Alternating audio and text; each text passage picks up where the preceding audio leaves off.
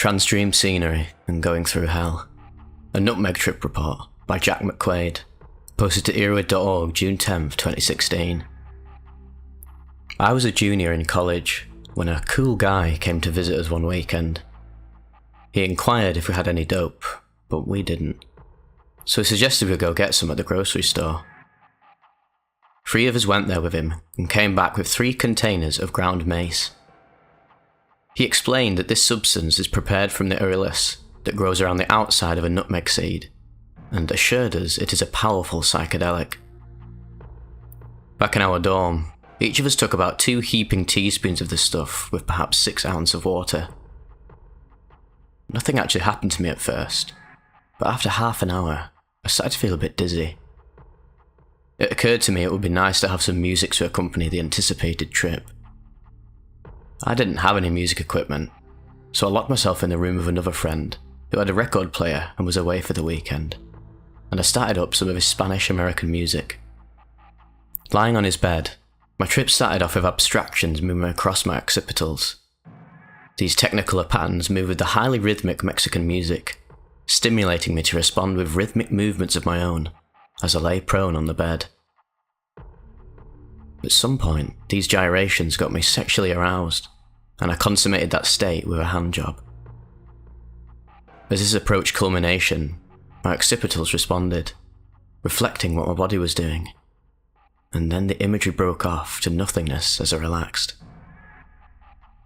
Instead of eventually returning to consciousness, a trance-like state ensued, in which I was no longer observing the trip from my usual perspective, but instead was immersed in a dream.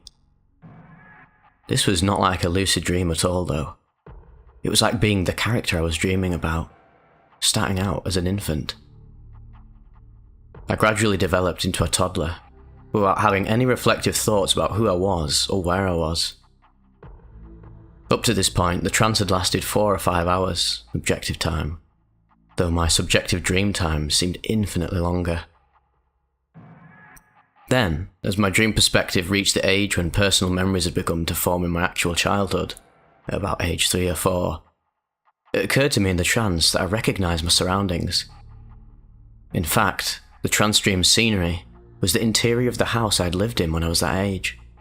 This broke the continuity of the experience, and from that point on, for perhaps another hour, I dreamed an increasingly speeding up montage of short sequences, capturing scenes from my childhood and teenage years, up to my actual age, which was 20 at the time.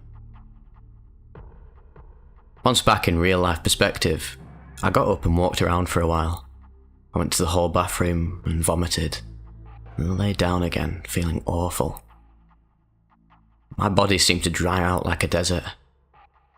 Eventually, it was like I was a sandman with strands of glass running through me, replacing the physiology of my whole nervous system. I began to jerk and twitch, but luckily, my friend Roy came to my rescue. He gave me artificial respiration, staying with me for at least an hour. Even so, it was like going through hell. Eventually, possibly thanks to Roy, I survived, never to take mace again. I think the down part of the trip took almost as long as the up part. All told, it was about 12 hours. But the experience taught me that Alexander Shulgin's well-known quote is true. I understood that our entire universe is contained in the mind and the spirit.